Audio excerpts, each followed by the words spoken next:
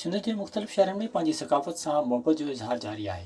मुख़्तलिफ़ शहरनि में स्कूलनि पारां सक़ाफ़ती तक़रीबूं कोठाए धरती ऐं ॿोली सां पंहिंजाइप जो इज़हार कयो वियो। सखर जे ख़ानगी सेवी स्कूल में सक़ाफ़ती तक़रीब कोठाई हुई, जंहिंमें शागिर्दनि ऐं शागिर्दाणियुनि सिंध धरती जे शानदार शाहूकार तहज़ीब सक़ाफ़त बाबति तक़रीरी मुक़ाबलनि में हिस्सो वरितो, जंहिं ते शागिर्दनि सिंधी लोकगीतनि ते रक़्स ऐं टेबलो पेश कया। दहरकी जे ख़ानगी स्कूल में स्कूली ॿारनि सक़ाफ़ती वेस ओढ़े तक़रीब में शिरकत कई।